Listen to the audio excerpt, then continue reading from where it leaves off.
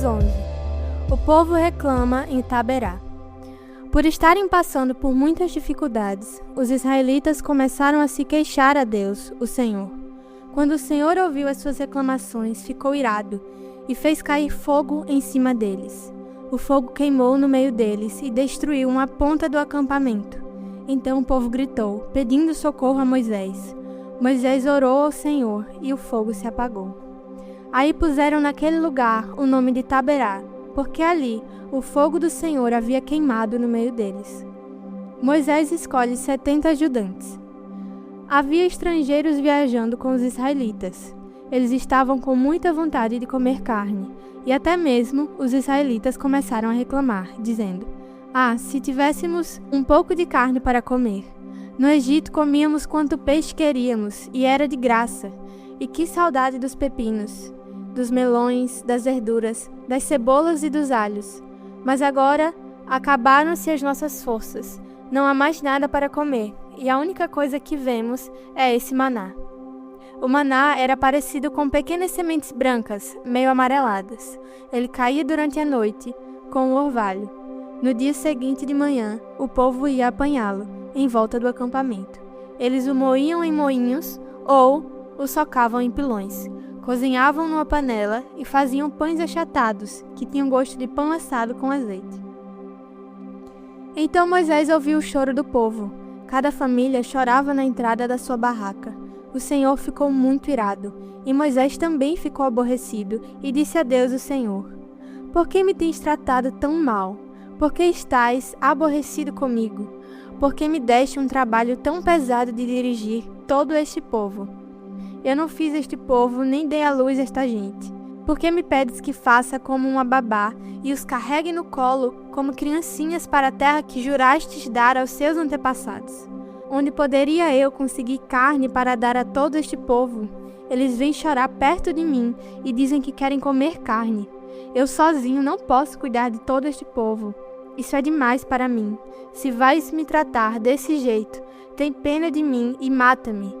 Se gostas de mim, não deixes que eu continue sofrendo deste jeito. O Senhor Deus respondeu a Moisés: Reúna para mim 70 homens, que você sabe que são líderes, entre os mais respeitados do povo de Israel. Leve-os até a tenda sagrada e fique ali com eles. Então, eu descerei e falarei com você ali. Tirarei uma parte do espírito que lhe dei e darei a eles, para que o ajudem no pesado trabalho de cuidar do povo. Assim, você não precisará fazer isso sozinho. Agora, diga ao povo o seguinte: purifiquem-se para amanhã. Vocês vão comer carne. O Senhor ouviu vocês chorando e dizendo que queriam carne e que passavam bem no Egito. Por isso o Senhor lhes dará carne, e vocês a comerão. E não comerão só um dia, nem 2, nem 5, nem 10, nem 20, mas durante um mês inteiro, até que saia pelos seus narizes, e vocês ficarem com nojo. Pois vocês rejeitaram o Senhor, que está no meio de vocês, e se queixaram, dizendo que nunca deveriam ter saído do Egito. Moisés disse: Estou levando 600.000 homens, e tu dizes que vai dar a esta gente carne para comer o mês inteiro? Onde haveria tantas ovelhas e vacas para matar, a fim de que todos ficassem satisfeitos? Será que todos os peixes do mar juntos poderiam alimentar essa gente? Porém o Senhor Deus respondeu a Moisés: Será que eu tenho tão pouco poder? Agora mesmo você verá se o que eu disse vai acontecer ou não. Então Moisés saiu e contou ao povo o que o Senhor tinha dito. Ele reuniu 70 líderes do povo e os pôs ao redor da tenda. Aí o Senhor desceu da nuvem e falou com ele. Deus tirou uma parte do Espírito que tinha dado a Moisés e deu aos 70 líderes. Quando o Espírito veio sobre eles, eles começaram a falar alto como profetas. Porém, isso durou pouco tempo. 2 dos 70 líderes ficaram no acampamento e não foram até a tenda sagrada. Um se chamava Eldade e o outro Medade. E o Espírito veio sobre eles, e eles também começaram a falar alto como profetas. Então o rapaz foi correndo contar que Eldade e Medade estavam profetizando no acampamento. Aí Josué, filho de Num, que desde a sua mocidade era auxiliar de Moisés, foi logo dizendo: Moisés, meu chefe, não deixe que eles façam isso. Moisés respondeu: Por que você está preocupado com os meus direitos, quando eu é que deveria estar? Eu gostaria que o Senhor desse o seu espírito a todo o seu povo e fizesse com que todos fossem profetas. Depois, Moisés e os 70 líderes do povo de Israel voltaram para o acampamento. Deus manda codornas. De repente, o Senhor mandou um vento que trouxe do mar bandos de codornas. Elas caíram no acampamento e em volta, em todas as direções, a uma distância de uns 30 quilômetros, e cobriram o chão em montes de quase 1 metro de altura. Assim, todo aquele dia, toda aquela noite e todo o dia seguinte, o povo trabalhou catando codornas. Ninguém juntou menos de 1.000 quilos. E espalharam as codornas ao redor do acampamento para secar. Quando ainda havia muita carne para comer, o Senhor ficou irado com o povo e os castigou com uma terrível epidemia, que matou muita gente. Por isso, puseram naquele lugar o nome de Kibroth Yataavá, que quer dizer, as sepulturas do desejo, pois ali foram sepultadas as pessoas que estavam loucas de vontade de comer carne. Depois, os israelitas foram até Azerote e acamparam ali. Números 12. O castigo de Miriam. Moisés havia casado com uma mulher da Etiópia, e Miriam e Arão começaram a criticá-lo por causa disso. Eles disseram: será que o Senhor tem falado somente por meio de Moisés?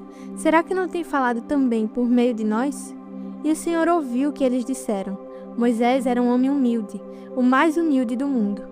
Logo, em seguida, o Senhor disse a Moisés, a Arão e a Miriam: vocês 3 aí, vão para a tenda sagrada. Eles foram. E o Senhor desceu na coluna de nuvem e ficou na entrada da tenda. Depois chamou Arão e Miriam e, quando eles chegaram, Deus disse: agora escutem o que vou dizer. Quando há profetas entre vocês, eu apareço a eles em visões e falo com eles em sonhos. Com o meu servo Moisés é diferente, pois eu o coloquei como responsável por todo o meu povo. Pois eu falo com ele face a face, claramente, e não por meio de comparações. Ele até já viu a minha forma. Como é que vocês se atrevem a falar contra o meu servo Moisés? E aí o Senhor Deus foi embora muito irado com eles. Assim que Deus saiu, a nuvem que estava sobre a tenda desapareceu. No mesmo instante, Miriam foi atacada por uma terrível doença da pele, que ficou branca como a neve. Arão olhou para Miriam e viu que, de fato, ela estava atacada por aquela doença. Aí Arão disse a Moisés: por favor, chefe, eu lhe peço que não nos faça sofrer o castigo por causa desse pecado que cometemos, num momento de loucura. Não deixe que Miriam seja como um aborto que nasce com metade do corpo destruído. Então Moisés orou assim a Deus, o Senhor: ó Deus, eu te peço que a cures. E o Senhor respondeu a Moisés: se o pai de Miriam tivesse cuspido no rosto dela, ela teria ficado humilhada durante 7 dias. Então que ela seja expulsa do acampamento e fique lá fora 7 dias, depois será trazida de volta. Assim, Miriam ficou 7 dias fora do acampamento, e o povo não partiu dali enquanto ela não foi trazida de novo para o acampamento. Depois disso, o povo saiu de Azerote e acampou no deserto de Parã.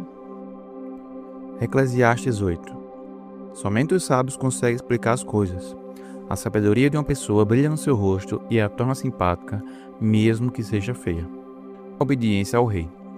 Obedeça às ordens do rei, porque você, na presença de Deus, jurou ser fiel a ele.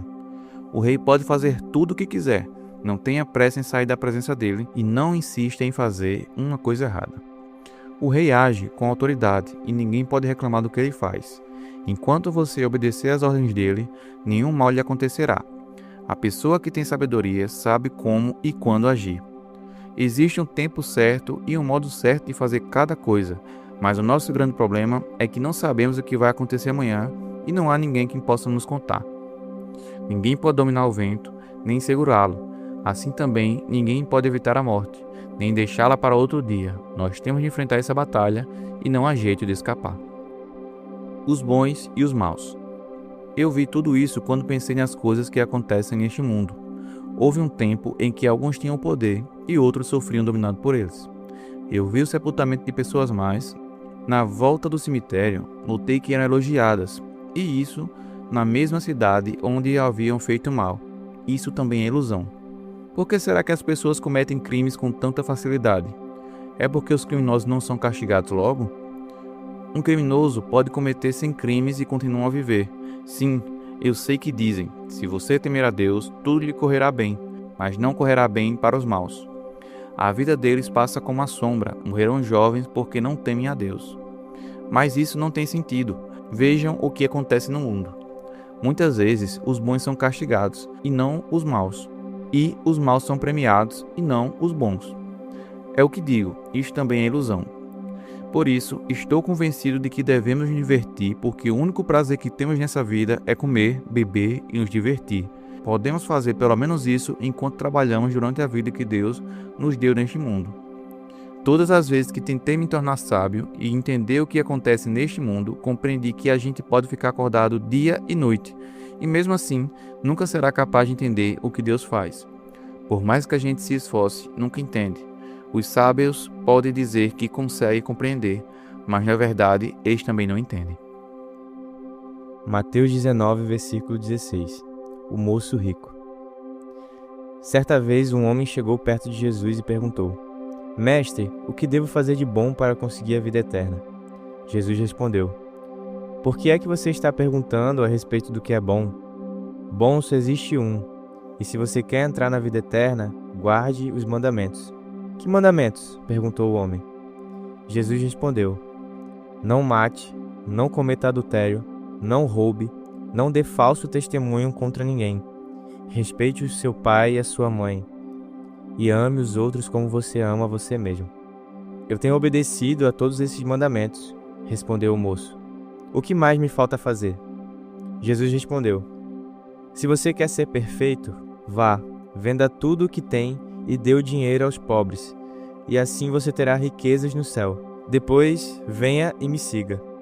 Quando o moço ouviu isso, foi embora triste, pois era muito rico. Jesus então disse aos discípulos: Eu afirmo a vocês que isso é verdade. É muito difícil um rico entrar no reino dos céus. E digo ainda que é mais difícil um rico entrar no reino de Deus do que um camelo passar pelo fundo de uma agulha. Quando ouviram isso, os discípulos ficaram muito admirados e perguntavam: Então, quem é que pode se salvar? Jesus olhou para eles e respondeu: Para os seres humanos, isso não é possível, mas para Deus, tudo é possível. Aí Pedro disse: Veja, nós deixamos tudo e seguimos o Senhor. O que é que nós vamos ganhar? Jesus respondeu: Eu afirmo a vocês que isso é verdade. Quando chegar o tempo em que Deus vai renovar tudo e o Filho do Homem se sentar no seu trono glorioso, vocês, os meus discípulos, também vão se sentar em 12 tronos para julgar as 12 tribos do povo de Israel. E todos os que por minha causa deixarem as casas, irmãos, irmãs, pai, mãe, filhos ou terras, receberão 100 vezes mais, e também a vida eterna. Muitos que agora são os primeiros serão os últimos, e muitos que agora são os últimos serão os primeiros.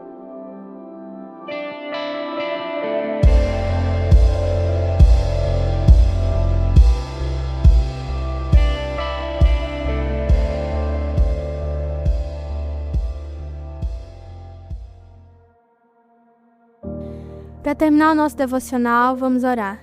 Senhor Jesus, nós te agradecemos pela tua palavra e te peço que o Senhor abençoe o nosso dia, que o Senhor nos encha com a tua presença e nos dê cada vez mais fome e sede, Senhor, para nós aprendermos daquilo que o Senhor nos entregou, para que a gente possa levar isso a outras pessoas também. Que teu Espírito Santo nos acompanhe a não só ouvir, mas praticar tudo aquilo que temos aprendido. Em nome de Jesus. Amém.